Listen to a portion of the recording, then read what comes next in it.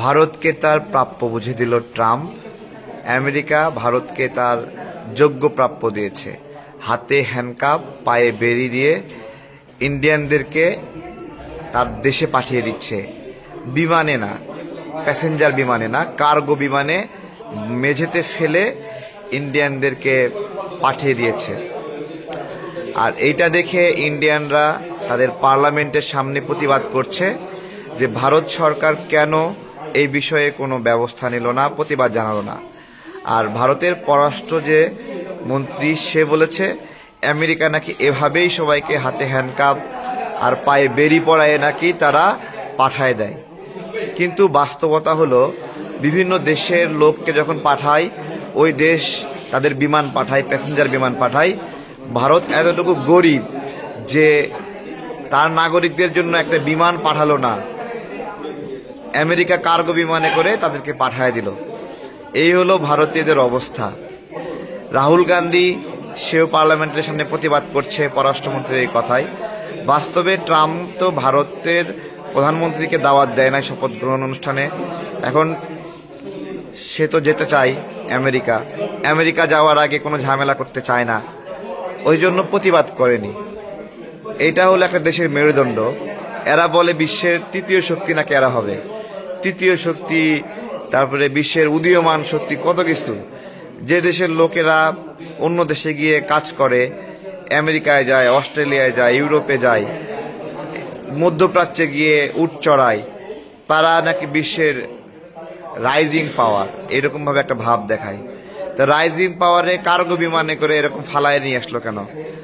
নারী অথবা সাধারণ পুরুষ সবাইকে এইভাবে নিয়ে আসছে, শিশু বাদে। ওয়াশরুমে যাওয়ার সময়ও এই হ্যান্ডকাপ পরানো ছিল। এই হলো রাইজিং শক্তির একটা অবস্থা। পারে শুধু বাংলাদেশের সাথে, তাই না? তো হয়তোবা বাংলাদেশে তাদেরকেও হ্যান্ডকাপ পরায় পাঠাবে, কিন্তু মনে রাখতে হবে ভারতকে দিয়ে শুরু করছে এবং ভারতের সরকার তাদের নাগরিকদেরকে বিমান পাঠায় নিয়ে আসেনি। এতটুকু গুরুত্ব দেয় ভারতের সরকার। সারাক্ষণ হিন্দু মুসলিম ক্যাসাল প্যাঁচ লাগায় রাখে, গরুর মাংস খেলে মেরে ফেলে, জোর করে জয় শ্রীরাম বলে। বাস্তবে ভারতীয়দের সম্মান বিশ্বের কোথায় তা দেখালো। এদেরকে এইভাবে পাঠানো আরেকটা কারণ হলো আমেরিকার ওই যে পাবলিক প্লেসে ডাস্টবিনের উপর বসে হাগু করতেছিল ইন্ডিয়ানরা, এটা দেখে আমেরিকানরা নাক ছিটকাইছে, ঘৃণা করছে। এইরকম একটা অবস্থার কারণে এই ইন্ডিয়ানদের উপর খেপা। তো বাংলাদেশের অবস্থা হবে কি জানি না, তবে আমি আশা করি আমাদের ডক্টর ইউনূস স্যার এটা ম্যানেজ করবে এবং ভালো কিছুই হবে। হ্যাঁ, তো যাই হোক, ভারতের মতো পরিণতি বাংলাদেশেরও হতে পারে, এটা আমরা জানি না। কিন্তু ভারতকে যে শুরু করলো এই অপমান অপদস্থ করা, এটাই হলো একটা গুরুত্বপূর্ণ বিষয়। তো ভারতীয়রা যারা আছেন বাংলাদেশকে এখন থেকে সমীহ করবেন। আপনারা রাইজিং পাওয়ার না হলো ঘোড়ার ডিম। আপনাদের পশ্চিম বাংলার মাথাপিছু আয় 1100 মার্কিন ডলার, আর হলো ওই যে আসামের 900 মার্কিন ডলার, ত্রিপুরা 800 মার্কিন ডলার। এই হলো অবস্থা।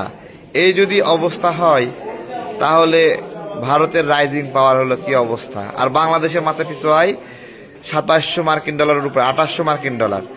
আর ইন্ডিয়ানরা বাংলাদেশে আসে কেন? কারণ বাংলাদেশ প্রফিটেবল ওদের জন্য, এখানের অর্থনৈতিক অবস্থা ভালো। তো রাইজিং পাওয়ারের এত হাম্পি দাম্পি, কিন্তু সারা দুনিয়ায় যায় চাকর খাটা লাগে। এই হলো অবস্থা রাইজিং পাওয়ার। ভারতকে আমেরিকা তার প্রাপ্য বুঝাই দিছে, আমরা বাংলাদেশের নাগরিকরাও এদেরকে প্রাপ্য বুঝাই দেব। আপনারা কি প্রস্তুত আছেন? সবাই মন্তব্য করেন, সবাই প্রস্তুত কিনা? ওকে, আসসালামু আলাইকুম।